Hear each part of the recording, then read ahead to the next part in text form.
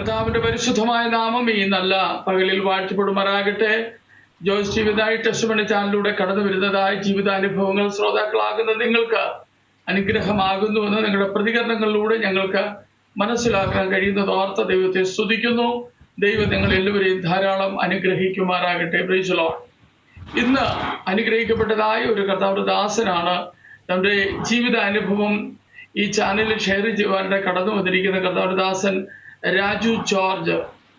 വളരെ സ്നേഹത്തോടെ ഈ ചാനലിലേക്ക് ഞങ്ങൾ കർത്താവിന്റെ ദാസനെ സ്വാഗതം ചെയ്യുന്നു. ഓക്കെ, കർത്തദാസന്റെ ജീവിതാനുഭവത്തിലേക്ക് നമ്മൾ കടന്നു പോകുന്നതിന് മുമ്പ് കർത്തദാസൻ എവിടെ നിന്നാണ് ജോയിൻ ചെയ്തിരിക്കുന്നത്? ഞാന് ഇപ്പൊ ചെന്നൈയിൽ നിന്നാണ്. ചെന്നൈയിൽ നിന്നാണ്. Okay okay. നാട്ടിൽ എവിടെയാ കർത്തദാസന്റെ വീട്? കൊല്ലം ജില്ല ശൂരനാട്. ഓ, കൊല്ലം ശൂരനാട്. ഓക്കെ.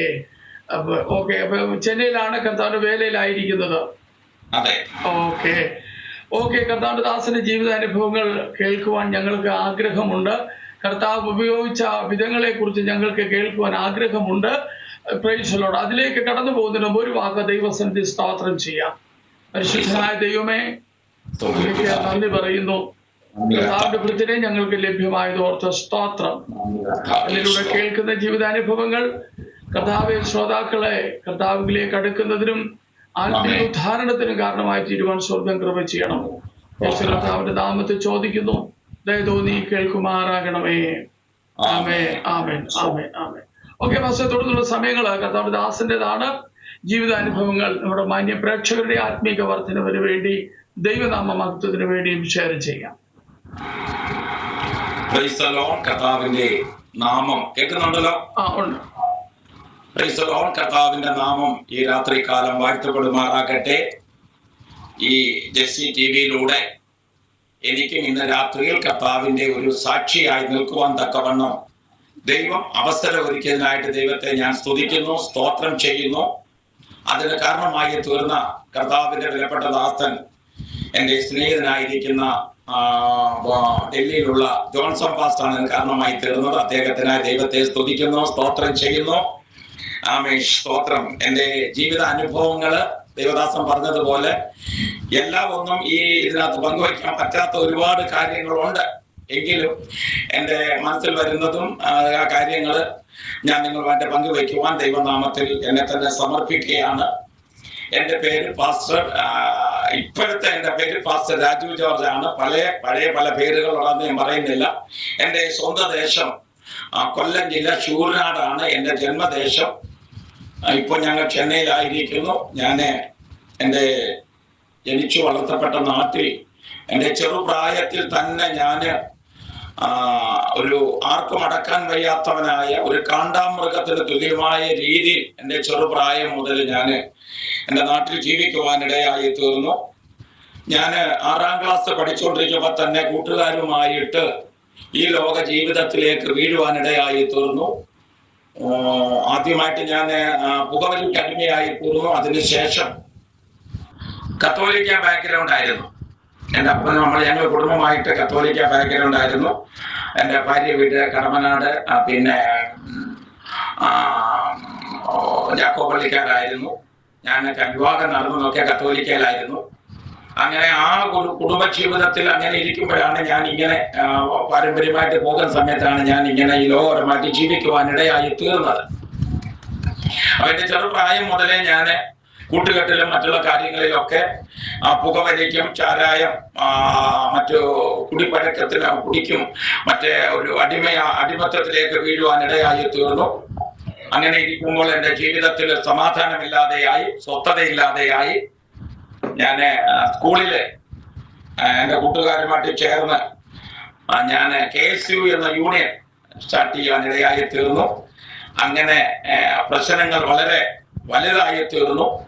അങ്ങനെ ഇരിക്കുമ്പോൾ ഞങ്ങൾ സ്കൂളിൽ എന്നും പ്രശ്നം ഉണ്ടാക്കുക, സമരം ഉണ്ടാക്കുക, കല്ലെറിയുക, ടീച്ചർമാർക്ക് എതിരായിട്ട് നിൽക്കുക, അവരുടെ പേരൊക്കെ പേരും അവരുടെ ഫോട്ടോ ഒക്കെ ചോക്ക് കൊണ്ട് അല്ലെന്നുണ്ടെങ്കിൽ ഈ ഇതുണ്ടല്ലോ നമ്മുടെ സ്കൂളിൽ നിന്ന് തന്നെ കരിക്കട്ട എടുത്ത് അവരുടെ പേരെഴുതി അവരുടെ സ്കൂളിൽ പേരൊക്കെ എഴുതി അവർക്ക് പേരൊക്കെ മാറ്റുന്ന ഒരു അനുഭവത്തിലേക്ക് മാറുവാനിടയായി തീർന്നു. അങ്ങനെ ഇരിക്കുമ്പോൾ അത് വലിയ പ്രശ്നങ്ങളായി, കേസായി, വഴക്കായി, വലിയ ബഹളത്തിലൊക്കെ പോയി. അങ്ങനെ ഞങ്ങളുടെ ദേശത്തുള്ള 4 ഹൈസ്കൂൾ ചേർന്ന് ഒന്നായിട്ട് ഞങ്ങളൊരു സമരമുണ്ടാക്കി. അത് വലിയ പ്രശ്നത്തിലേക്ക് മാറി. അത് പിന്നെ എന്നെ സ്കൂളിൽ നിന്ന് പറഞ്ഞു വിട്ടു. പിന്നെ ഞാൻ എൻ്റെ പേരൻസിനെ ചെന്ന്, പേരൻസ് ഒന്നും സമ്മതിച്ചില്ല. പിന്നെ വെളിയിൽ നിന്ന് ആൾക്കാരെ കൊണ്ടുവന്ന് പറഞ്ഞു. അങ്ങനെ സ്കൂളിൽ പിന്നെയും പഠനം തുറന്നു. ഞാൻ 10ാം ക്ലാസ് പാതി വരെ ഞാൻ പഠിച്ചുള്ളൂ. കാരണം അതിനെ എനിക്ക് പറ്റിയുള്ളൂ. കാരണം അത്ര പ്രശ്നങ്ങളായിരുന്നു. സ്കൂളിൽ നടക്കുന്ന പ്രശ്നങ്ങൾ വീട്ടിൽ ചെല്ലും മാതാപിതാക്കളോട് പറയുക. എൻ്റെ അപ്പൻ അതേ ഒരു മുൻകോപിയായിരുന്നു. എന്റെ കുടുംബം വലിയൊരു പാരമ്പര്യ കുടുംബമായിരുന്നു. കിണറുവിളയിൽ കുടുംബം, ഇടത്തിന്റെ കുടുംബം എന്ന് പറഞ്ഞാൽ ഭയങ്കര കൊല്ലം ജില്ലയിൽ വലിയ കുടുംബമായിരുന്നു. അപ്പൊ അതിൽ എൻ്റെ അപ്പനൊരു വലിയ മുൻകോപിയും ആരെ കണ്ടാലും വലിയ പ്രശ്നക്കാരായിരുന്നു. അപ്പൊ അങ്ങനെ ഇരിക്കുമ്പോ ഈ ഒരു സ്കൂളിൽ നിന്ന് വന്ന് വീട്ടിൽ പറയുമ്പോൾ ടീച്ചർമാർ നേരിട്ട് വന്ന് വീട്ടിൽ പറയും, നിങ്ങളുടെ മോൻ ഇങ്ങനെയാണ്, ഈ രീതിയിലാണെന്നുള്ള. അപ്പം സ്കൂളിൽ അടി വേറെ, വീട്ടിലടി വേറെ. അപ്പം പിടിച്ചു കെട്ടിയിട്ട് അടിക്കുമായിരുന്നു. അങ്ങനെ അപ്പൊ ഈ അടി കൂടുന്തോറും എനിക്ക് സമാധാനമില്ലാതായി. ഞാൻ വേറെ ലെവലിലോട്ട് മാറാൻ തുടങ്ങി. ഒരു സ്വയംനല, നമ്മുടെ സാഹചര്യങ്ങളെല്ലാം തെറ്റി ഒരു അനുഭവത്തിലേക്ക് മാറുവാനിടയായി തീർന്നു.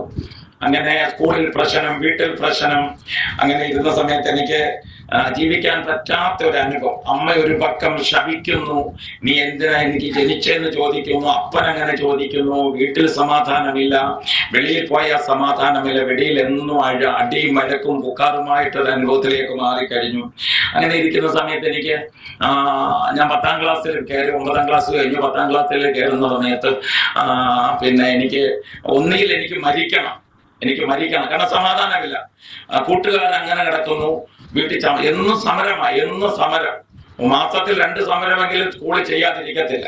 അങ്ങനെ KSUവിന്റെ നേതാവായി തീർന്ന ഭയങ്കര പ്രശ്നങ്ങളായി. അപ്പൻ വീട്ടിലടി. ഒരു പ്രാവശ്യം എൻ്റെ അപ്പൻ എന്നെ അടിച്ച് എൻ്റെ തൊടയെല്ലാം പൊട്ടിച്ച് എനിക്ക് സ്കൂളിൽ പോകാൻ കഴിയാത്ത പറ്റത്തിൽ സ്കൂളിൽ പോയി. ഒരു സാഹചര്യം സ്കൂളിൽ ചെന്ന സമയത്ത് ഇരിക്കാൻ വയ്യ. അങ്ങനെ ഇനിയിപ്പോ സാറ് ചോദിച്ചു, എന്താ രാജു നിനക്ക് എന്ത് പറ്റിയെന്ന് ചോദിച്ചപ്പോ ഞാൻ പറഞ്ഞു, എൻ്റെ അച്ചാച്ചനെ പപ്പായെ വിളിക്കുന്നത് അടിച്ചു. അതുകൊണ്ട് പിന്നെ എൻ്റെ അച്ചാച്ചനെ എൻ്റെ സ്കൂളിൽ സുമതിക്കുട്ടി സാർ എന്ന് പറഞ്ഞ സാറ് വിളിപ്പിച്ച് ചോദിച്ചു, ഇതെന്താ നിങ്ങൾ കാണിച്ചു വെച്ചിരിക്കുന്നത്, നിങ്ങളുടെ ഒരു മകനാണോ എന്ന് ചോദിച്ചപ്പോ എൻ്റെ എൻ്റെ അച്ചാച്ചൻ പറഞ്ഞു, എനിക്ക് ഉണ്ടായതില് ഞാൻ ഇന്ന് ഖേദിക്കുന്നു പറഞ്ഞു. കാരണം അങ്ങനെ നാട്ടുകാർക്കും വീട്ടുകാർക്കും ആർക്കും അടങ്ങാൻ വയ്യാത്ത ഒരു മൃഗീയ സ്വഭാവത്തിലാണ് ഞാൻ ജീവിച്ചത്. വെളിയിൽ പോവുക, പിന്നെ കൂട്ടുകാരുമായിട്ട് പുകവലിക്കുക, കള്ളുകുടിക്കുക, അങ്ങനെയുള്ള ഒരു ലെവലിലേക്ക് ചെറുപ്രായത്തിലേ ഞാൻ അങ്ങനെ വീണു.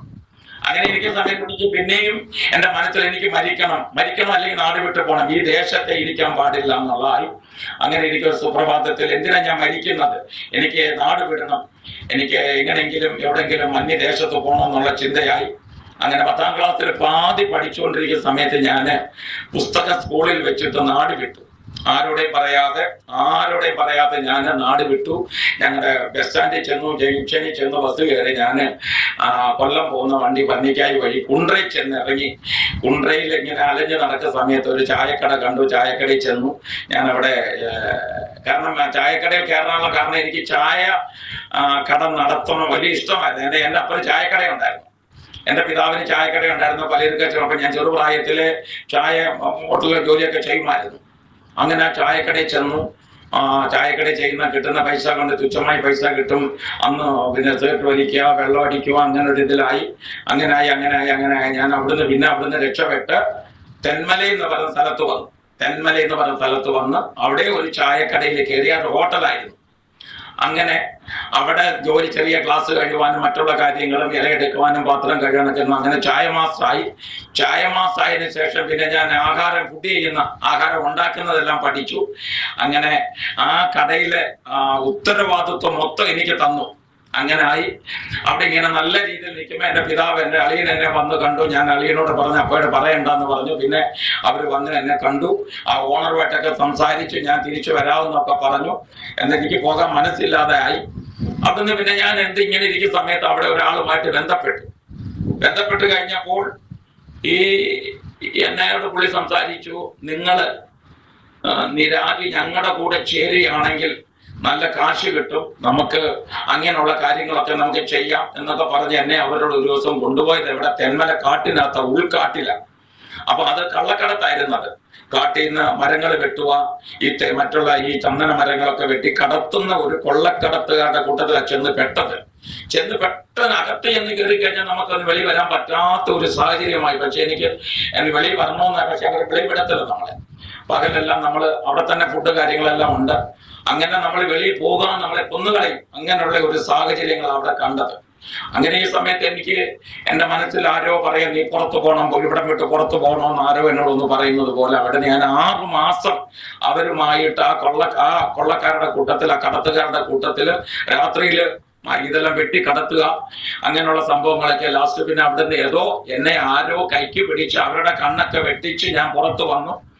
അവിടുന്ന് തിരിച്ച് ഞാൻ എവിടെ പോയി, കുണ്ട്രയിൽ എന്ന് പറയുന്ന ആ സ്ഥലത്ത് പോയി ചായക്കടയിൽ പോയി ജോലി ചെയ്തു. അവിടുന്ന് ഞാൻ ആദ്യം കുറച്ച് പൈസ ഉണ്ടാക്കിയിട്ട് കള്ളു കുടിച്ചിട്ട് ഞാൻ ചെന്നൈക്ക് വണ്ടി കയറാനായിട്ട്, അന്ന് മദ്രാസ്, ഇന്ന് ചെന്നൈ, മദ്രാസിലേക്ക് വണ്ടി കയറാനായിട്ട് ട്രെയിൻ കയറി ചെങ്കോട്ട വന്നപ്പോൾ എന്നെ പോലീസ് പിടിച്ചു. എന്റെ വസ്ത്രമെല്ലാം അരിച്ചു കെട്ടിയോടെ ഒരു ദിവസം മൊത്തം അവർ നിർത്തി. ലാസ്റ്റ് പിന്നെ എനിക്ക് തമിഴ് അറിയത്തില്ല, മലയാളം അറിയത്തുള്ളൂ, ഇംഗ്ലീഷ് അറിയത്തില്ല. അവര് പിന്നെ ചോദിച്ചിട്ടൊന്നും കിട്ടിയില്ല, പൈസയും ഇല്ല. രാത്രി വൈകിട്ട് എന്നെ പറഞ്ഞു വിട്ടു. അവിടുന്ന് പിന്നെയും ഞാൻ തിരിച്ച് ആ കുണ്ട്ര എന്ന സ്ഥലത്ത് പോയിട്ട് അവിടെ ജോലി ചെയ്തു. ആ ചേട്ടൻ ചായക്കടക്കാരനോട് ജോലി ചെയ്തു. ഒരു മാസത്തോളം ജോലി ചെയ്ത് അവർ തന്ന പൈസ കൊണ്ട് ഞാന് പിന്നെ കള്ളു കുടിച്ചിട്ട്, കള്ളു ഷാപ്പിൽ കയറി കള്ളു കുടിച്ചിട്ട് കപ്പ ഇറച്ചിയും കഴിച്ചിട്ട് അവിടുന്ന് കുണ്ട്രയിൽ നിന്നുള്ള ട്രെയിന്, കൊല്ലത്തുനിന്ന് അന്ന് ഈ പിന്നെ ഇലക്ട്രിക് ട്രെയിൻ ഇല്ല, ഡീസൽ ട്രെയിനാണ്. അങ്ങനെ തെന്മല വഴി എനിക്ക് ചെന്നൈ മദ്രാസിൽ പോകണമെന്നുള്ള വണ്ടിക്ക് ഞാൻ കയറിയിട്ട് സീറ്റിന്റെ അടിയിൽ കിടന്നു. ആൾക്കാരോട് പറഞ്ഞ് എന്നെ ഡിസബിലിറ്റി പറ്റിയിട്ട് ഒന്ന് കാണിക്കല്ലേ എന്ന് പറഞ്ഞ് ഞാൻ സീറ്റിന്റെ അടിയിൽ കയറി കിടന്ന് അങ്ങനെ ഞാൻ 78 ചെന്നൈയിൽ വന്നു. കള്ള ട്രെയിൻ കയറി. അന്ന് 26 രൂപ 50 പൈസ ആയിരുന്നു ചെന്നൈയിൽ, കേരളത്തിൽ നിന്ന് ചെന്നൈയിൽ വരാനായിട്ട്. അങ്ങനെ ഞാൻ പ്ലാറ്റ്ഫോമിൽ ഇറങ്ങാതെ വേറെ ആപ്പോസിറ്റിൽ ഇറങ്ങി നടന്നൊരു ബ്രിഡ്ജ് വഴിയാ കയറി മെയിൻ റോഡിൽ വന്നു. അറിയത്തില്ല കാര്യങ്ങൾ എങ്ങനെ പോകണമെന്നൊന്നും. അതേപോലെ പിന്നെയും അവിടെ ഒരു ചായക്കടയിൽ ചെന്നു. ആ ചായക്കടയിൽ എനിക്ക് ക്ലാസ് കഴിയുന്ന ജോലി തന്നു.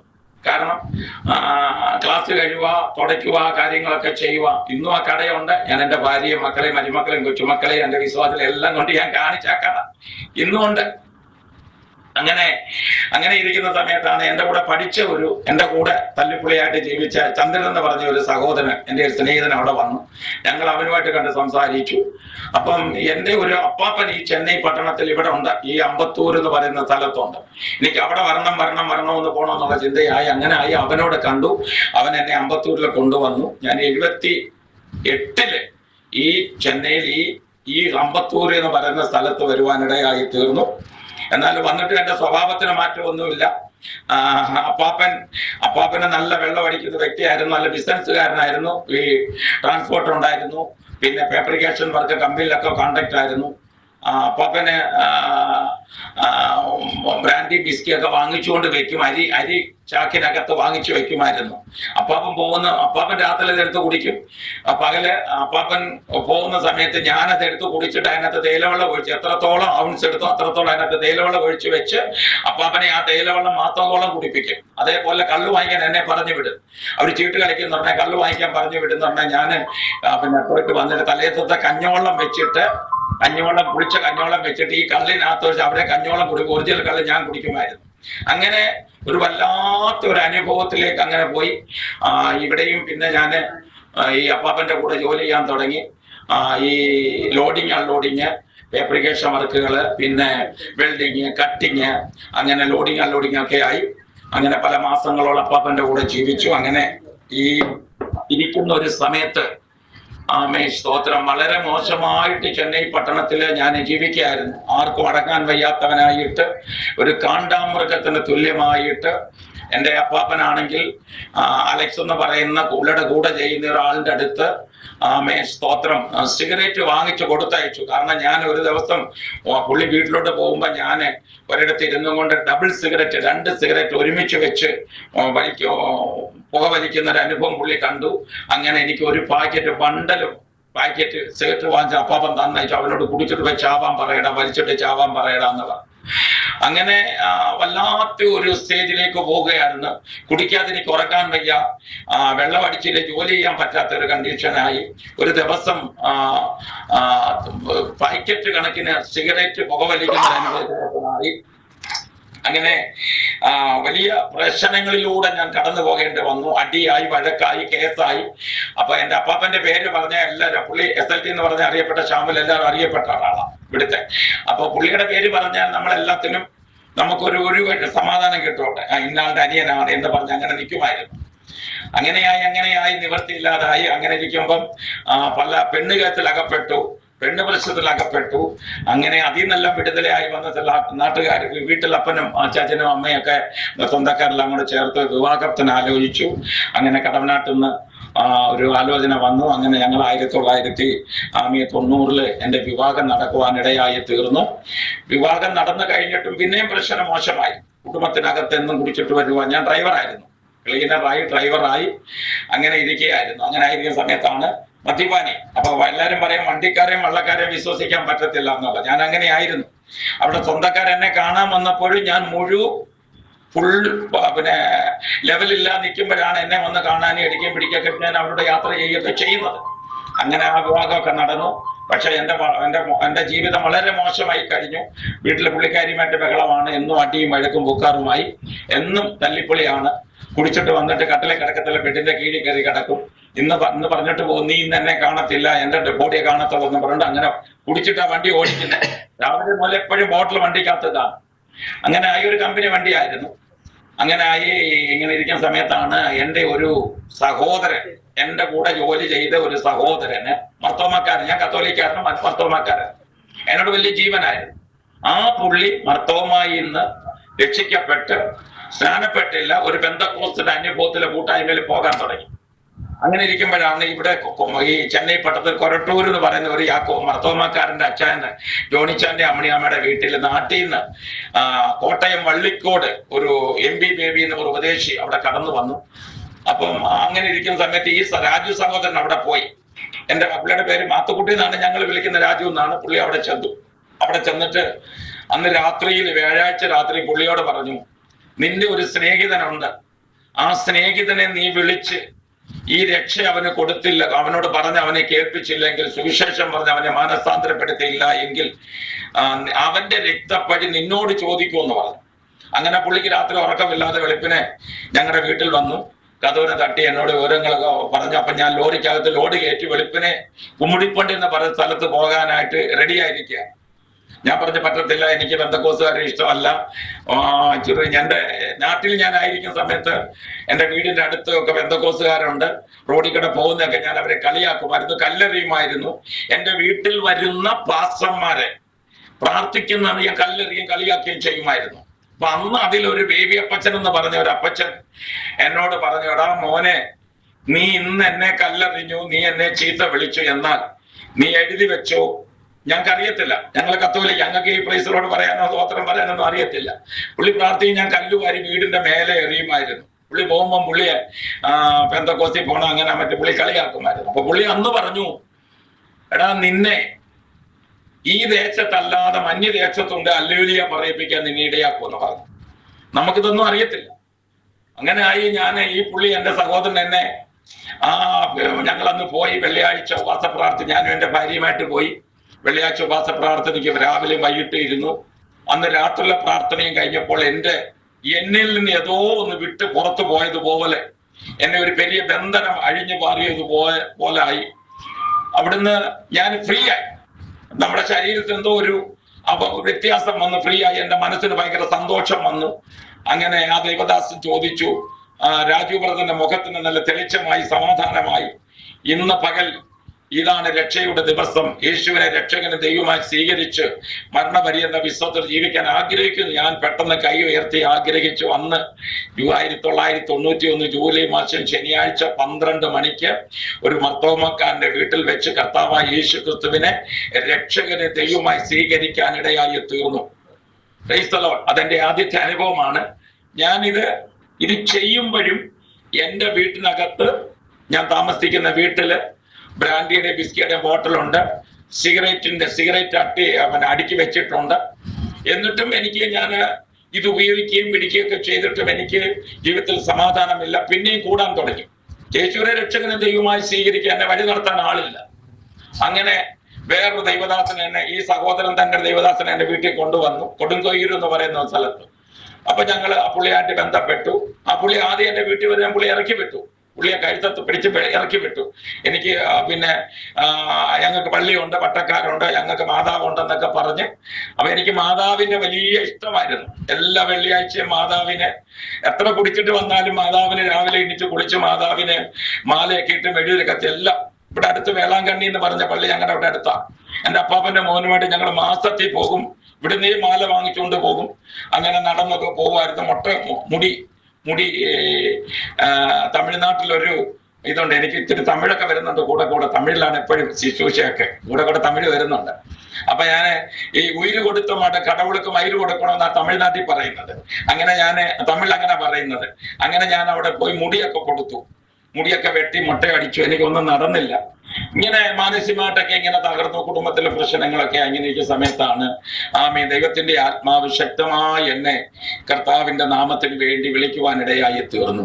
ഞാൻ ഈ 91 ജൂലൈ മാസം കർത്താവായ യേശുവിനെ രക്ഷകനും ദൈവമായി സ്വീകരിച്ച ശേഷം എനിക്ക് പിന്നെയും പ്രതികൂലങ്ങൾ വർദ്ധിക്കാൻ തുടങ്ങി. ഭയങ്കര പ്രശ്നങ്ങൾ വർദ്ധിക്കാൻ തുടങ്ങി. അപ്പം ഞാൻ പള്ളിയിൽ പോകുമായിരുന്നു. പെന്തക്കോസ്തിന്റെ അനുഭവം അല്ലാതെ ഞങ്ങളുടെ കത്തോലിക്ക പള്ളി ഇവിടെ സത്യാന്റെ പള്ളിയിൽ പോകുമ്പോൾ അവിടെ ചെല്ലുന്നൊടനെ ഞാൻ അറിയാതെ തന്നെ സ്തോത്രം ഹല്ലേലൂയ, സ്തോത്രം ഹല്ലേലൂയ, സ്തോത്രം ഹല്ലേലൂയ പറയാൻ തുടങ്ങി. ഇങ്ങനെ പറയുമ്പോ തന്നെ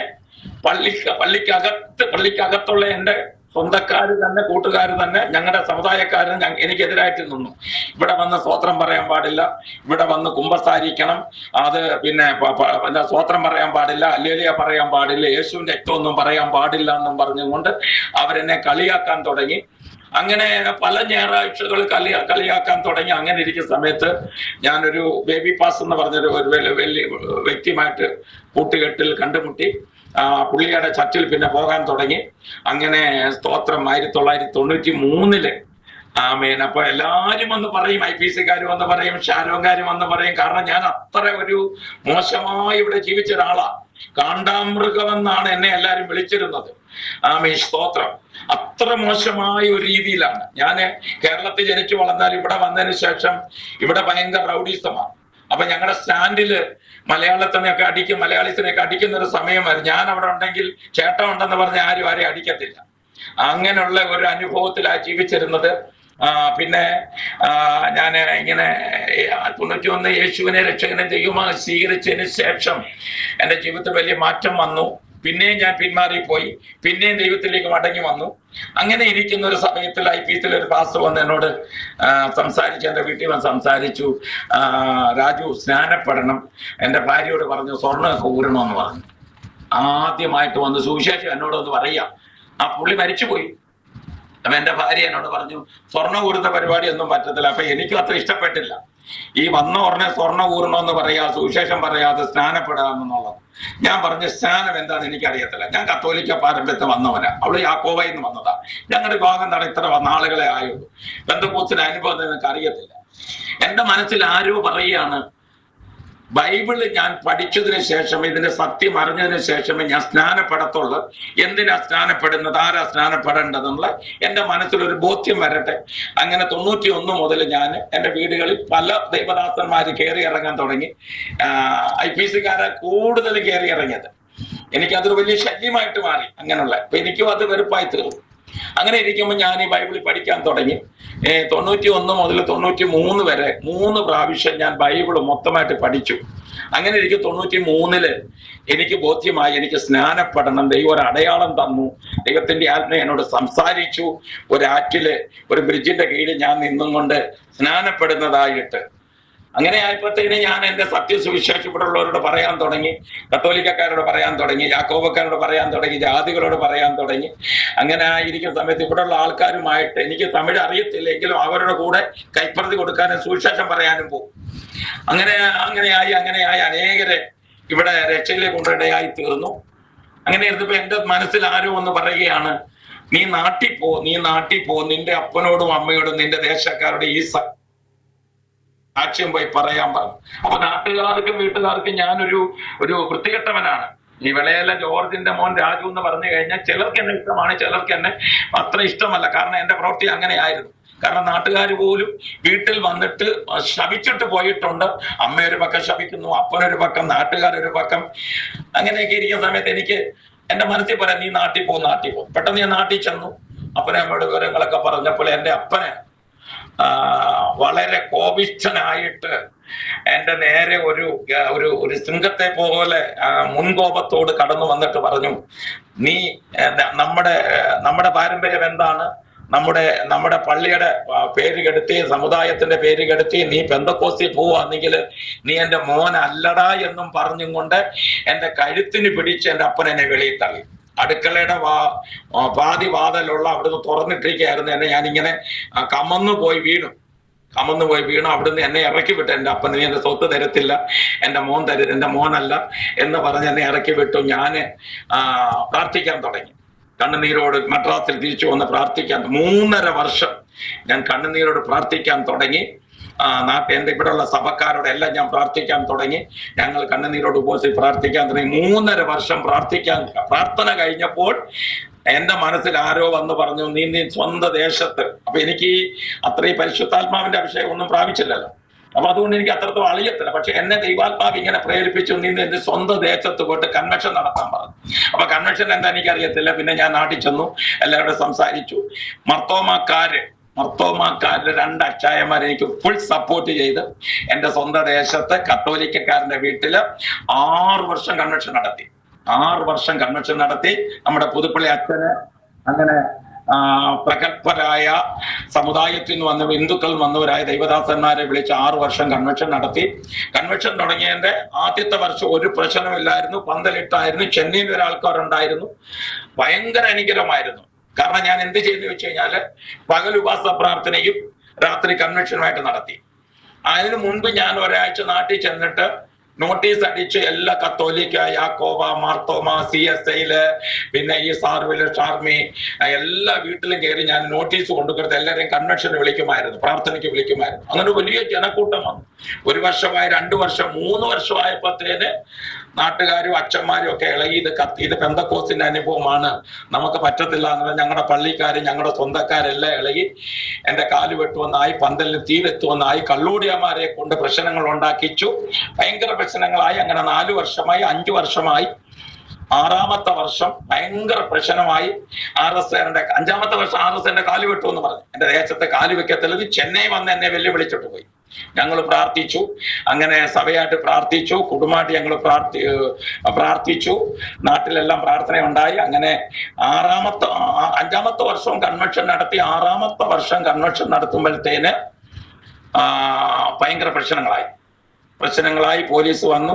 എങ്കിലും നമുക്ക് മർത്തോമയിലുള്ള ആ തങ്കച്ചാന് പറയുന്ന അച്ഛന് ഈ യൂത്ത് കോൺഗ്രസിന്റെ മണ്ഡലം പ്രസിഡന്റ് ആയിരുന്നു. പുള്ളി എന്നോട് ഫുൾ സപ്പോർട്ടായിരുന്നു. പോലീസിന്റെ എല്ലാ കാര്യം പുള്ളിയായി മേടിച്ചു വന്നതും അവിടെ കമയ്ക്ക് വയ്ക്കാൻ എല്ലാ സാങ്ഷനും പുള്ളിയായി ചെയ്തത്. ഫുൾ സപ്പോർട്ടായിരുന്നു. 6 വർഷം കൺവെൻഷൻ നടത്തി. കത്തോലിക്കക്കാരന്റെ വീട്ടില് പള്ളിക്കാരടിക്കുമെന്ന് പറഞ്ഞു. നാട്ടുകാർ മൊത്തം ഞങ്ങൾക്കെതിരായിട്ട് നിന്നു. ഭയങ്കര പ്രശ്നം. എന്റെ കാല് കുത്തുമെന്ന് പറഞ്ഞു. ചെന്നൈയിൽ എന്നെ കൊല്ലുമെന്ന് പറഞ്ഞു. അങ്ങനെ ആളെ വെച്ച് എല്ലാം ചെയ്തു. ഒന്നും നടന്നില്ല. അവരൊക്കെ 3 പേര് കൺവെൻഷനെതിരായിട്ടുള്ള 3 പേര് ലോകത്തുനിന്ന് മാറ്റപ്പെട്ടു.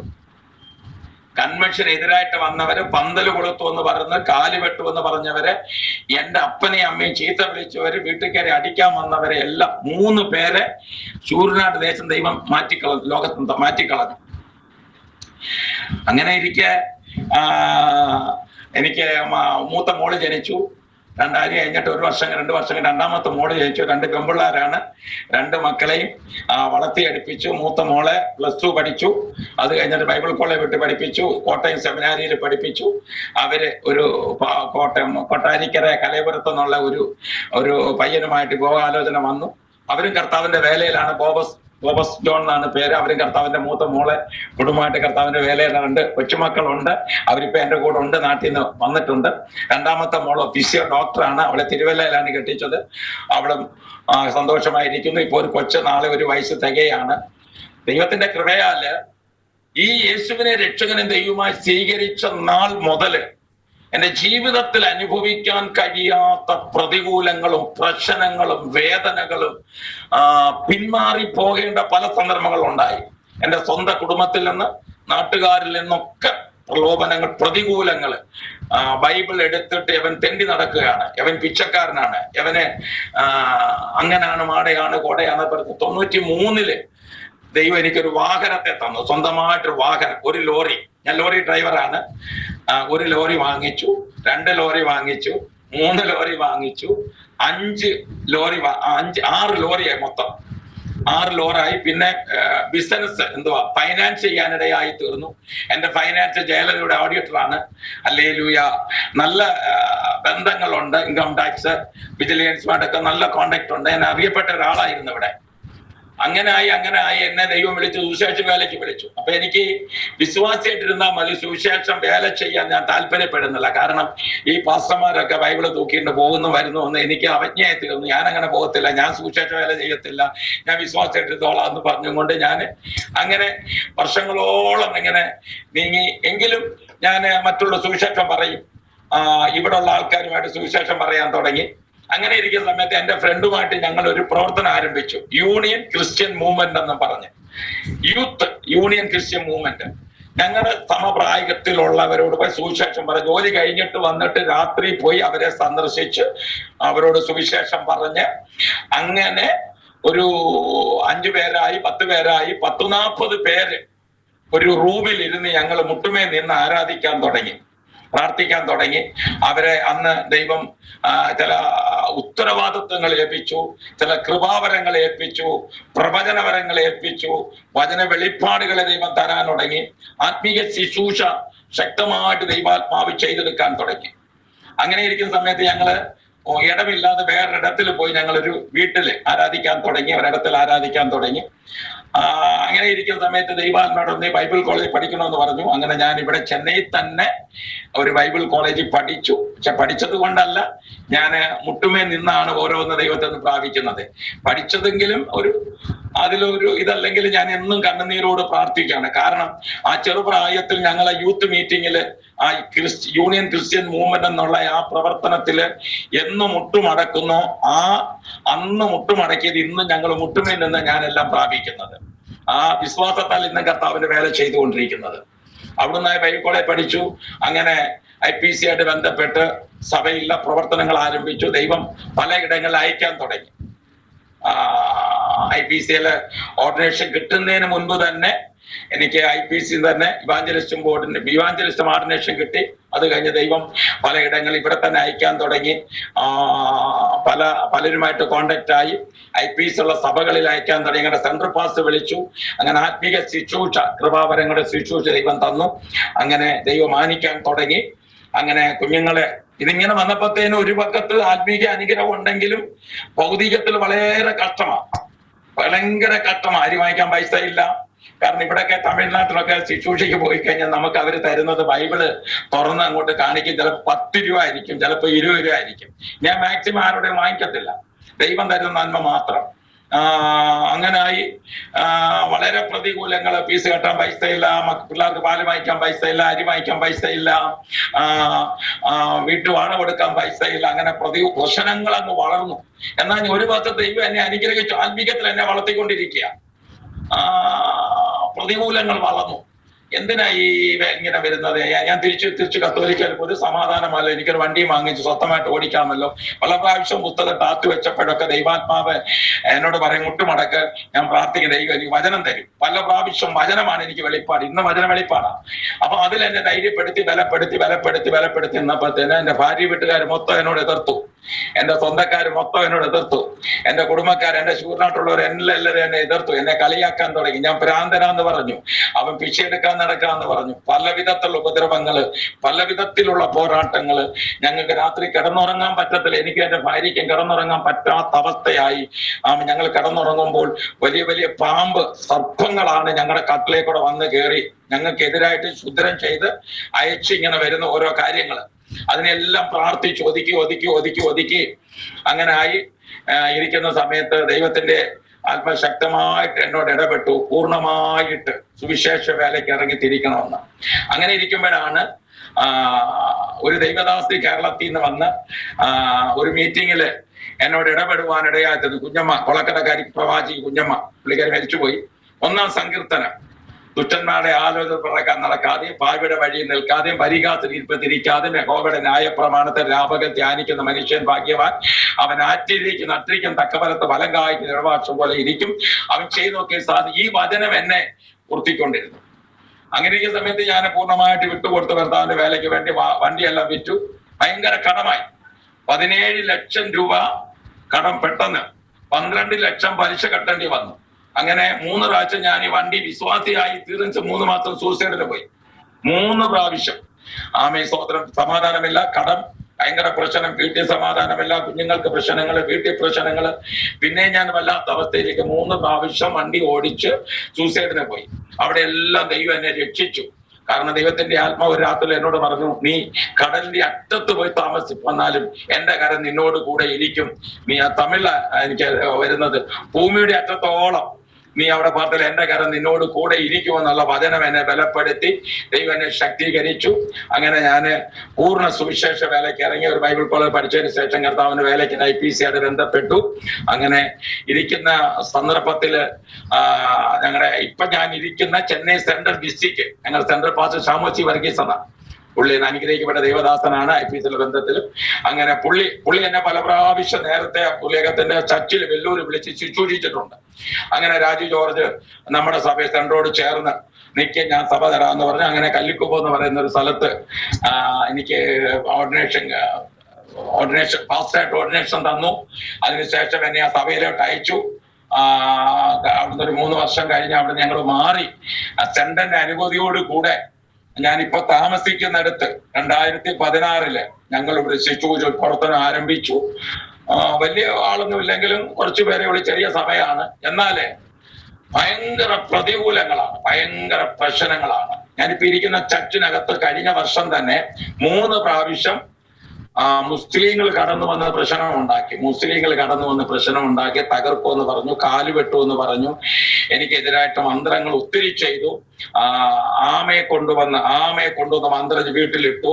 പിന്നെ കൂഴാങ്കല്ലെന്ന് പറഞ്ഞാൽ അറിയാവോ പാസ്റ്റർ? കൂഴാങ്കല്ലെന്ന് കടൽ, ഈ മണലിനകത്ത് കിടക്കുന്ന കല്ലുണ്ടല്ലോ, മണലിനകത്ത് കിടക്കുന്ന കൂഴാങ്കൽ, ആ കല്ല് കൊണ്ടുവന്ന് മന്ത്രം ചെയ്ത് വീട്ടിന്റെ ഫ്രണ്ടിലിട്ടു.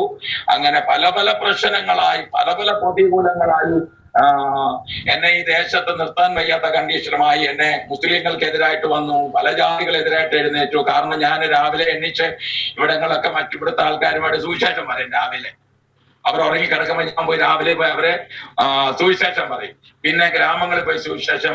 ഇവിടെ 3-4 ടീമുമായിട്ട് ഞാൻ ഐക്യതയിലായി. IPC ഒരു പ്രവർത്തനമുണ്ട് ഞങ്ങൾക്ക്. മാസം എന്നും പ്രവർത്തനമുണ്ട്. എല്ലാ സൺഡേ ഉണ്ട്, എല്ലാ ശനിയാഴ്ച ഉണ്ട്. അതിരാവിലെ പ്രയർ ഉണ്ട്. പിന്നെ ഞങ്ങൾ കിട്ടുമ്പോഴൊക്കെ ഗ്രാമത്തില്, പിന്നെ ബസ് സ്റ്റാൻഡില്, റെയിൽവേ സ്റ്റേഷനില്, ട്രെയിനകത്ത്, ഈ ഇലക്ട്രിക് ട്രെയിൻ, ലോക്കൽ ട്രെയിനകത്ത് സുവിശേഷം പറയും. അങ്ങനെ ടീമുകളൊക്കെ ഉണ്ട്. പക്ഷെ ഒരു വശത്ത് ആത്മീയ അനുഗ്രഹം ഉണ്ടെങ്കിലും മറുവശത്ത് ഭൗതികമായ വിഷയങ്ങള്, കുഞ്ഞുങ്ങളെ വിവാഹം കഴിപ്പിച്ചു കൊടുക്കാൻ, അതെല്ലാം ദൈവം ഒരുക്കിയത്. എല്ലാം 2 കുഞ്ഞുങ്ങളെ ഞാൻ പഠിപ്പിച്ചില്ല, കർത്താവ് പഠിപ്പിച്ചു. അവർ 2 പേരെ വിവാഹം കഴിപ്പിച്ചു കൊടുത്തു. 10 പൈസ എന്റെ കയ്യിലില്ലായിരുന്നു. സ്വർഗത്തനായ ദൈവം എന്നോട് പറഞ്ഞ വാഗ്ദത്തം, ദൈവനാമത്തിൽ 1 ഗ്ലാസ് വെള്ളം കൊടുത്താലും പ്രതിഫലം കിട്ടാതെ പോകുകയില്ല എന്ന് പറഞ്ഞ കർത്താവ് 2 കുഞ്ഞുങ്ങളെ പഠിപ്പിച്ചു. 2 കുഞ്ഞുങ്ങളെ വിവാഹം ചെയ്തു കൊടുത്തു. 3 കൊച്ചുമക്കളെ ഈ ചെന്നൈയിൽ അവർ ജനിച്ചു. 2 കൊച്ചുമക്കളെ 2 പേരും ചെന്നൈയിലാണ് ജനിച്ചത്. ആമേ സ്തോത്രം. അവരുടെ കാര്യങ്ങളെല്ലാം ഞാൻ ചെയ്തു. 3ാമത്തെ കൊച്ച് ഞാൻ നാട്ടിൽ ജനിച്ചെങ്കിലും ചെന്നൈയിലാണ്. അതിന്റെ കാര്യങ്ങൾ ഞാൻ ചെയ്ത് തീർക്കുവാനിടയായി തീർന്നു. അപ്പൊ അങ്ങനെ ഇരിക്കുമ്പോഴൊക്കെ ഞാൻ ഇടയ്ക്കൊരു കാര്യം വിട്ടുപോയത് കാര്യം, എന്റെ സ്വന്തം ദേശത്ത് ഞാൻ ഈ സുവിശേഷം എല്ലാം പറഞ്ഞപ്പോ എല്ലാവരും എന്നോട് എതിർത്തു. പള്ളിക്കാരും പള്ളിക്കാരെയൊക്കെ എതിർത്തപ്പോഴ് എനിക്കൊരാഗ്രഹം, എന്റെ ദേശത്ത് ഒരു ആരാധനാലയം തുടങ്ങണമെന്ന്. അങ്ങനെയായി ഞാന് എന്റെ വീട്ടില്, എന്റെ അനിയന്റെ വീട്ടില് പ്രാർത്ഥന തുടങ്ങി. അത് IPC ആയിട്ട് ബന്ധപ്പെട്ടു.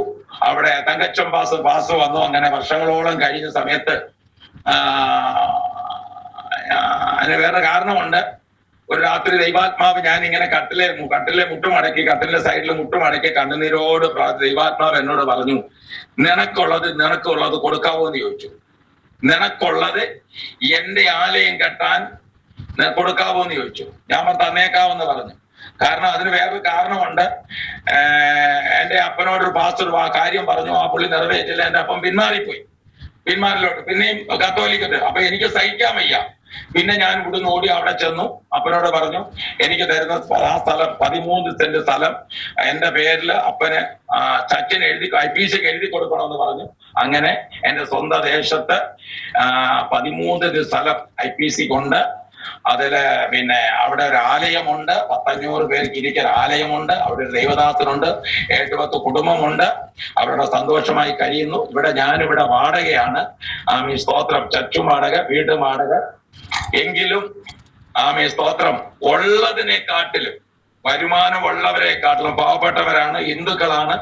എല്ലാം കൂടെ ഒരു 10-20 പേര് വരും. എല്ലാവരുടെ വരികയാണെങ്കിൽ പാവപ്പെട്ടവരാണ്. ഇവിടെ കമ്മിറ്റി ഇല്ല, വഴക്കില്ല, പൊക്കാറില്ല. ഞങ്ങൾ സമാധാനമായിട്ട് സഭയായിട്ട് കർത്താവിന്റെ വേല ചെയ്യുന്നു. മാസാമാസം ഇവിടെ സുവിശേഷ പ്രവർത്തനമുണ്ട്. ആഴ്ചയിൽ ഞങ്ങൾ സുവിശേഷ പ്രവർത്തനമുണ്ട്. എങ്കിലും പല പ്രശ്നങ്ങളാണ്. ഞാൻ നിൽക്കുന്നത് ഈ ചുറ്റിലും അമ്പലമാണ്. 26 വർഷത്തിന് 30 വർഷത്തിന് മുമ്പേ ഞാനിവിടെ കാളവണ്ടിയ സുവിശേഷം പറഞ്ഞിടത്താണ് ദൈവം എന്നെ കൊണ്ട് നിർത്തിയിരിക്കുന്നത്, ഈ ആലയം നിർത്തിയിരിക്കുന്നത്. അന്ന് ഈ വീടുകളൊന്നും ഇവിടെ ഇല്ല. ചെന്നൈയിലെ ഏറ്റവും വലിയ ഹൗസിംഗ് ബോർഡിലാണ് ഞങ്ങൾ ഇപ്പൊ ഇരിക്കുന്നത്. അപ്പൊ ഇന്ന് ഈ ചുറ്റിലും അമ്പലങ്ങളാണ്. ഭയങ്കര ഉയരത്തിൽ ആകാശം മുട്ടുള്ള അമ്പലങ്ങളാണ് ഇവിടെ ഇതിലുള്ളത്. അതിന്റെ പ്രശ്നങ്ങള് അന്ന് ഞാനിവിടെ സുവിശേഷം അറിയിക്കുമ്പോൾ ഒരു സഭ ഇവിടെ ഇല്ല. ഇന്ന് 36 സഭ ഇതിനകത്തുണ്ട്. 36 സഭയുണ്ട്. 10-25 മുസ്ലിം എന്തുവാണ് പറയുന്നത് മസൂദ് അവരുമുണ്ട്. അപ്പം ഇതിനെല്ലാം എതിർപ്പിന്റെ നടുവിലാണ് ഞങ്ങൾ നിൽക്കുന്നത്. എന്നോ ഉപവാസവും പ്രാർത്ഥനയും ഇന്ന് ഞങ്ങൾ ഉപാസത്തിലാണ്. ഞായറാഴ്ച ഒരു ഉപാസത്തിലാണ്. സ്തോത്രം. അപ്പം പലവിധமான പ്രതികൂലത്തിന്റെ നടുവിൽ കൂടെ, പ്രശ്നത്തിന്റെ നടുവിൽ കൂടെ കടന്നുപോകാനിടയായി തീർന്നു. എന്റെ ഭാര്യയ്ക്ക് ഒരു മേജർ ഓപ്പറേഷൻ. പരിശുദ്ധാത്മ എന്നോട് പറഞ്ഞു, നിന്റെ ഭാര്യ ഗർഭപാത്രം പൊട്ടി മരിച്ചു, ഗർഭപാത്രം പൊട്ടിപ്പോകാൻ പോവുകയാണെന്ന് പറഞ്ഞു. ഞാൻ 7 ഉപവസിച്ചു. ഡോക്ടറെ ചെന്ന് കണ്ടു. സ്തോത്രം. എന്റെ ഭാര്യയുടെ ഗർഭപാത്രത്തിനകത്ത് വലിയൊരു മുഴയാണെന്ന് സ്കാൻ ചെയ്തു. അങ്ങനെ ഞങ്ങള് പല ഡോക്ടറെ കണ്ടു. ഓപ്പറേഷൻ കൂടാതെ ഞാൻ പരിശ്രമിച്ച് പ്രാർത്ഥിച്ചു നോക്കി. ഡോക്ടർ പറഞ്ഞില്ല, ആ കട്ടി വലുതാണ്, വലിയ കട്ടിയാണ്. കട്ടി എന്ന് പറഞ്ഞാൽ മുഴ, വലിയ മഴയാണ്, അത് ഓപ്പറേഷൻ ചെയ്തേ പറ്റുമെന്ന് പറഞ്ഞു. അങ്ങനെ ഒരു മേജർ ഓപ്പറേഷൻ കഴിഞ്ഞ 2023 ഡിസംബറിൽ ഒരു വലിയ ഓപ്പറേഷൻ നടന്നു. സ്തോത്രം. ഗർഭപാത്രം ഓവർ എല്ലാം എടുത്തു കളഞ്ഞു. എന്നെ കൊണ്ട് കാണിച്ചു. 5 കിലോ ആയിരുന്നു ആ മഴയ്ക്ക് അതിനകത്തിരുന്നത്. അപ്പൊ ഡോക്ടറിനോട് ചോദിച്ചു, നിങ്ങൾ എന്നാ മനുഷ്യനാ, ഇത് ബ്ലീഡിങ് ആയില്ല, ഒന്നുമില്ല, എന്താ പ്രശ്നം എന്നൊക്കെ ചോദിച്ചു. ഞാൻ പറഞ്ഞു, എന്റെ ദൈവമാണ്, യേശുവാണ് വലിയവൻ, യേശുവാണ് ഞങ്ങളെ നടത്തിയത്. അപ്പൊ എന്നോട് ചോദിച്ചു, നിങ്ങൾ കാറിലാണോ സ്കൂൾ വണ്ടി 2 വീലർ? ഞാൻ പറഞ്ഞു, എനിക്ക് കാറില്ല, 2 വീലറാണ്. എനിക്ക് കാർ ഉണ്ടായിരുന്നു നേരത്തെ, അതൊക്കെ പോയി.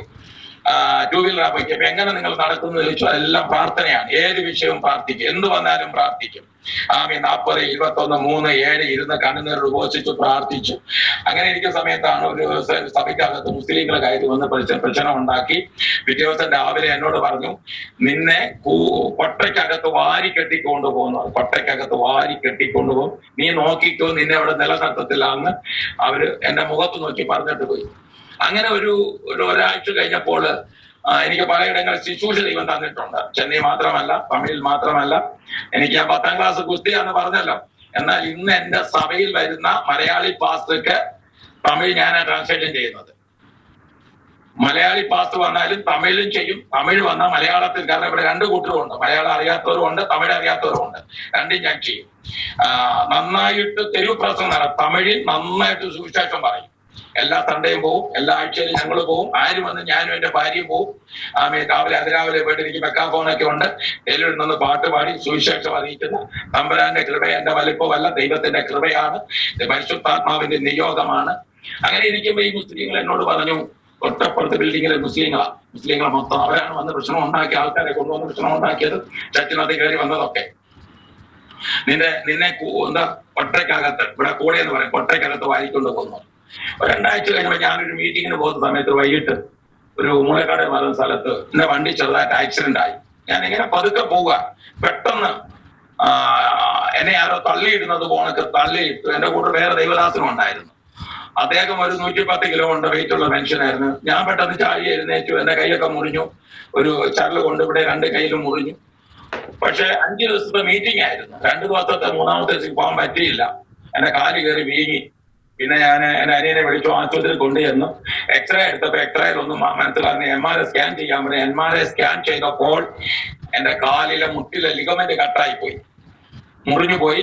കട്ടായപ്പോ മുറിഞ്ഞു പോയി. ഉടനെ ഡോക്ടർ പറഞ്ഞു ഓപ്പറേറ്റ് ചെയ്യണം, 3 ലക്ഷം രൂപ ആവുന്നു. ഞാൻ പറഞ്ഞു എന്റെ ഓപ്പറേഷൻ ചെയ്യാൻ പറ്റത്തില്ല, എന്റെ പൈസ, ഒന്ന് എന്റെ പൈസ ഇല്ല, 2 എന്റെ കാലിൽ ഓപ്പറേഷൻ ചെയ്യാൻ പറ്റത്തില്ല, എന്റെ യേശു വലിയവനാണെന്ന് പറഞ്ഞു. ഒരു ഹിന്ദു ഡോക്ടറായിരുന്നു. എന്റെ യേശു വലിയവനാണ്, ഞാൻ എവിടെ ചെന്നാലും മുഖം നോക്കാൻ യേശുവിനെ ഉയർത്തും, എന്റെ യേശു വലിയവനാണെന്ന് പറഞ്ഞു. അപ്പം അവിടെ നിൽക്കുന്ന ആ ഡോക്ടറുടെ അസിസ്റ്റന്റ് എന്റെ ഭാര്യയുടെ ചേട്ടത്തിയുടെ മോള റീന, അവള് പറഞ്ഞു സാർ ഈ പുള്ളി ഭയങ്കര ആളാ, പുള്ളിയോട് നമ്മൾ പറഞ്ഞു ജയിക്കാൻ പറ്റത്തില്ല എന്നൊക്കെ പറഞ്ഞു. അപ്പൊ പുള്ളി പറഞ്ഞു ഞാൻ പുള്ളിയോട് ചോദിച്ചു, പുള്ളി എന്നോട് വഴക്ക് പറഞ്ഞു, ഞാൻ ഡോക്ടറാണ്, നിങ്ങൾ പഠിപ്പില്ലാത്ത ആള്, നിങ്ങൾക്ക് ഡോക്ടറിനെ പറ്റി എന്തോ അറിയാം, നിങ്ങൾ എന്നെ ഗുണദീക്ഷിക്കാൻ വരുവാന്ന് ചോദിച്ചു. ഞാൻ പറഞ്ഞു ഞാൻ ഗുണദീക്ഷിക്കാൻ വന്നതല്ല, ഞാൻ എന്റെ അനുഭവമാണ് സാറേ പറയുന്നത്, അതുകൊണ്ട് എനിക്കൊരു വാശി. ഉടനെ പുള്ളി ഓപ്പറേഷൻ പിന്നെ എന്ത് ചെയ്യണമെന്ന് വെച്ചാൽ ഞാൻ പറഞ്ഞു ബെറ്റ് വല്ല ഇടാൻ പറഞ്ഞു. അങ്ങനെ ബെറ്റ് ഇട്ടു. 3 മാസം അനങ്ങാതെ കണ്ട്, 3 മാസം അനങ്ങാതെ, കാലിങ്ങനെ മടക്കാനോ എടുക്കാനോ പറ്റത്തില്ല, കീഴെ കുത്താൻ പറ്റത്തില്ല. 3 മാസം ബെറ്റ് ഇട്ട്, എങ്കിലും പറ്റിയ ആരാധന മുടക്കിയില്ല ദേവദാസ, ഒരു മാസം മുടക്കിയില്ല, ഒരു തിരുവത്താരം മുടക്കിയില്ല. ഇവിടെ ആര് വന്നാലും പിശാചി പിടിച്ചു വന്നാലും ശരി, ആര് വന്നാലും അവർക്കെല്ലാം ഞാൻ പ്രാർത്ഥിക്കും. കാലിങ്ങനെ ഇരിക്കും, വടി പോലെ ഇങ്ങനെ ഇരിക്കും. എനിക്ക് ബാത്റൂം പറ്റും, വലിയ കഷ്ടം, 3 മാസം വളരെ കഷ്ടത അനുഭവിച്ചു. പക്ഷെ എന്റെ ഉള്ളിൽ ഒരു വാശി, ആ ഡോക്ടറുടെ മുമ്പില് ഞാൻ നടന്നു ചെന്ന അയാൾ റൂമിൽ ഞാൻ തുള്ളിച്ചാടി കൂത്തിയ ദൈവത്തെ തുതിക്കുന്ന ആഗ്രഹം. അങ്ങനെ ഞാൻ പ്രാർത്ഥിക്കാൻ തുടങ്ങി, സഭയാര് പ്രാർത്ഥിച്ചു. ഇതിനിടയ്ക്ക് ഭയങ്കര സംഭവങ്ങളൊക്കെ ഉണ്ടായി. എന്റെ കാലില് തൊടയിൽ ചൂടുവെള്ളം വീണ് എന്റെ മാംസം മൊത്തം അടന്നുപോയി. അതൊരു വലിയ സംഭവം. അത് ദൈവമാണ് സൗഖ്യമാക്കിയത്. അന്ന് എനിക്ക് 625 ഷുഗറുള്ള സമയത്താണ്, 625 ഷുഗറുള്ള സമയത്താണ് ഞാൻ ഈ ചൂടുവെള്ളം വീഴുന്ന ഡോക്ടർ വിധി എഴുതി കരിയത്തില്ല, ചൂടുവെള്ളം വീണാലും സൈലൻസർ പൈപ്പില്, ബൈക്കിന്റെ സൈലൻസർ പൈപ്പില് മുട്ടിയാലും കരിയത്തില്ല എന്ന് പറഞ്ഞു. അന്നും അതിന്റെ 15ാമത്തെ ദിവസം, 15 ദിവസം ചരിഞ്ഞു കിടന്നു. 15ാമത്തെ ദിവസം സ്വർഗത്തിൽ അപ്പൻ ഇറങ്ങി എന്നെ സൗഖ്യമാക്കി. ഞാൻ ചാടി എഴുന്നേറ്റു, പരിപൂർണ സൗഖ്യമാക്കി. എന്റെ ഭാര്യയ്ക്ക് അത്ഭുത സൗഖ്യം തന്നു. എന്റെ കുഞ്ഞുങ്ങള്, എന്റെ ഇളയ മോള് മരിക്കത്തക്ക രീതിയിൽ ഞാൻ അവളെ പൊതിഞ്ഞു കൊണ്ടുപോയി. അവിടെയും ദൈവം സൗഖ്യം തന്നു. ഒത്തിരി അത്ഭുതം ഞങ്ങൾ കാണുവാനിടയായി തീർന്നു, ഒത്തിരി സൗഖ്യം കാണുവാനിടയായി തീർന്നു. ഞങ്ങൾക്ക് തന്ന സൗഖ്യം ദൈവദാനമായി തന്നതുകൊണ്ട് അനേക രോഗികൾക്ക് വേണ്ടി പ്രാർത്ഥിക്കുവാൻ, ക്യാൻസർ രോഗികൾക്ക് വേണ്ടി പ്രാർത്ഥിക്കുവാൻ, നടക്കാത്തവർക്ക് വേണ്ടി പ്രാർത്ഥിക്കുവാൻ, ഡോക്ടർ കൈവിട്ട കേസുകൾ വേണ്ടി പ്രാർത്ഥിക്കുവാൻ, അവരൊക്കെ ദൈവം സൗഖ്യമാക്കുവാൻ ഇടയായി തീർന്നു. അപ്പൊ ഈ പുള്ളി സ്ത്രീ എന്നോട് വന്ന് നിന്നെ കൂടെക്കകത്ത് അല്ല കൊട്ടയ്ക്കകത്ത് വാരിക്കെട്ടുന്നു. ആക്സിഡന്റ് ആയി. ഇതെല്ലാം കഴിഞ്ഞ് വന്ന സമയത്ത് എനിക്ക് നടക്കാം. ദൈവ അത്ഭുത സൗഖ്യം തന്ന ദൈവദാസ. ഞാന് 89ാമത്തെ ദിവസം 38 പടി, ഞാൻ സെക്കൻഡ് ഫ്ലോറിലാണ് താമസിക്കുന്നത്, 38 സ്റ്റെപ്പ് താഴെ ഇറങ്ങി ബൈക്ക് സ്റ്റാർട്ട് ചെയ്ത് എന്റെ ഭാര്യയുമായിട്ട് ആസ്പത്രിയിൽ ചെന്നു. എങ്ങനെ വന്നതെന്ന് ചോദിച്ചു. ഞാൻ പറഞ്ഞ് ഞാനാ വണ്ടി ഓടിച്ച്. അപ്പൊ നടക്കാൻ പറഞ്ഞു, ഞാൻ നടന്നു. ഒന്ന് കുതിക്കാൻ പറഞ്ഞു, തുള്ളിച്ചാടാൻ പറഞ്ഞു. ഞാൻ ആ റൂമിൽ തന്നെ തുള്ളിച്ചാടി. അന്നേരം പുള്ളി പറഞ്ഞു നിങ്ങൾ സാധാരണപ്പെട്ട ആളല്ല എന്ന് പറഞ്ഞു. ഞാൻ പറഞ്ഞു എന്റെ യേശുവാണ് വലിയവനെന്ന് പറഞ്ഞു, എന്റെ യേശു എന്നെ സൗഖ്യമാക്കി എന്ന് പറഞ്ഞു. അങ്ങനെ ഒത്തിരി പ്രതികൂലങ്ങളിലൂടെ കടന്നു പോകേണ്ടി വന്നു, ഒത്തിരി കട്ടതയിൽ കടന്നു പോകേണ്ടി വന്നു, ഒത്തിരി ദാരിദ്ര്യത്തിൽ കടന്നു പോകേണ്ടി വന്നു. ഇന്ന് ഞാൻ സമ്പന്നനല്ല, എന്റെ കയ്യിൽ ഒന്നുമില്ല, ബാങ്ക് ബാലൻസ് ഒന്നുമില്ല, വിശ്വാസത്താൽ പാവപ്പെട്ട ദൈവമക്കളാണ്, സഭയിൽ വരുമാനം ഒന്നുമില്ല. ഞാൻ കാശിന് വേണ്ടി പറയുന്ന ഒരാളല്ല. ഞാൻ സാമ്പത്തികം ആഗ്രഹിക്കുന്ന ആളല്ല, സാമ്പത്തികം പ്രസംഗിക്കുന്ന ആളല്ല, പണത്തിന് വേണ്ടി കർത്താവിന് വേല ചെയ്യുന്നതുമല്ല. എനിക്ക് പറഞ്ഞിരിക്കുന്ന ശുശ്രൂഷ മരണവരുന്ന വിശ്വോദര ഭൂമി ചെയ്ത് തീർക്കണം. ഇന്ന് പലയിടങ്ങളിൽ കർത്താവ് അയക്കുന്നു. കഴിഞ്ഞ മാസം ഉണ്ടായിരുന്നു, തുടർന്ന് എല്ലാ മാസവും, ഈ മാസം മെയ് മാസം ഉണ്ട്. IPCയിലെ പലയിടങ്ങളിൽ കർത്താവ് അയക്കുന്നു, കർത്താവിന് വേല ചെയ്യുന്നു, ഗ്രാമ ഊഴിയൊക്കെ ചെയ്യുന്നു. എനിക്ക് 4 ടീമുണ്ട്. ഈ 4 ടീമിൽ ഞാൻ മാത്രമേ ഉള്ളൂ മലയാളി. പക്ഷെ അവർക്കെല്ലാം എന്നെ ഭയങ്കര ഇഷ്ടമാണ്. കാരണം ഞാൻ അതുപോലെ സുവിശേഷം പറയും. അപ്പം ഈ 4 ടീമിൽ ഞങ്ങൾ എല്ലാ ദിവസവും പോവുകയും വരികയൊക്കെ ചെയ്ത് കർത്താവിന് വേല ചെയ്തുകൊണ്ടിരിക്കുന്നു. വളരെ സന്തോഷമായിട്ട് സമാധാനമായിട്ട്. ഇതിനിടയ്ക്ക് ഒത്തിരി കാര്യം പറയാൻ കൊള്ളത്തില്ല. എന്റെ ജീവിതം പറയാൻ കൊള്ളാത്ത അനുഭവങ്ങൾ ഒത്തിരി ഉണ്ട്. അത് വെളി പറയാൻ കൊള്ളത്തില്ല. അത് എനിക്കും എന്റെ ഭാര്യയ്ക്കും മാത്രമേ അറിയത്തുള്ളൂ. സ്തോത്രം. അങ്ങനെ ജീവിച്ച വ്യക്തിയായിരുന്നു ഞാൻ. വിവാഹം കഴിക്കുമ്പോൾ തന്നെ എനിക്കൊരു ലവർ ഉണ്ടായിരുന്നു. വിവാഹം കഴിക്കുമ്പോൾ തന്നെ എനിക്കൊരു ലവർ ഉണ്ടായിരുന്നു. അപ്പൊ അങ്ങനെ പറയാൻ പോയി കഴിഞ്ഞാൽ ഒത്തിരി കാര്യങ്ങളാണ്. അങ്ങോട്ടൊന്നും ഞാൻ പോകുന്നില്ല. ദൈവത്തിന്റെ കൃപയാല് ഇത്രത്തോളം കർത്താവ് ഞങ്ങളെ നടത്തുന്നു, കർത്താവ് ഞങ്ങളെ സഹായിക്കുന്നു. എന്റെ ഒരേ ഒരു ആഗ്രഹം, ഈ ഒന്നുമില്ലെങ്കിലും മരണപര്യന്ത വിശ്വത്തിൽ കർത്താവിന്റെ വേല ചെയ്യണം. കർത്താവിന് വേണ്ടി ജീവിച്ച കർത്താവിന്റെ വേല ചെയ്യണം. അതാണ് എന്റെ ആഗ്രഹം. അതിനുവേണ്ടി നിങ്ങളെല്ലാവരും ഞങ്ങൾ കൂടെ ഓർത്ത് പ്രാർത്ഥിക്കാം. ആമീൻ. ദൈവത്തിന്റെ ആത്മാവ് ഇത്രത്തോളം ബലപ്പെടുത്തി സഹായിച്ചു. ദൈവ സാക്ഷ്യം നിൽക്കുവാൻ ദൈവം ഇടയാക്കി. ഞാൻ ചുരുക്കത്തിലാണ് പറഞ്ഞത്. കർത്താവ് ദൈവം നമ്മളെ സഹായിക്കുമാറാകട്ടെ. ഓക്കെ. കർത്താവ് ദീർഘവർഷങ്ങൾ നടത്തിയ വഴികളെ കുറിച്ച് ചുരുങ്ങിയ മിനിറ്റുകൾ കൊണ്ട് ചില കാര്യങ്ങൾ ശ്രദ്ധിക്കുവാനായിട്ട് കർത്താവ് സഹായിച്ചു. പ്രിയ കർത്താവിന്റെ ദാസൻ തന്നെ പരിചയപ്പെടുത്തിയ ഒരു കാണ്ടാമൃഗത്തിന്റെ സ്വഭാവമായിരുന്നു എനിക്ക്. എന്നാൽ ദൈവം അതിൽ നിന്നെല്ലാം രക്ഷിച്ചു. വിവിധങ്ങളായ ജീവിതാനുഭവങ്ങളിലൂടെ കടന്നുപോയി. ഈ ചെന്നൈയുടെ പ്രദേശത്ത് കർത്താവിന്റെ ദാസനെ കർത്താവ് ഇന്നും നിലനിർത്തിയിരിക്കുന്നല്ലോ.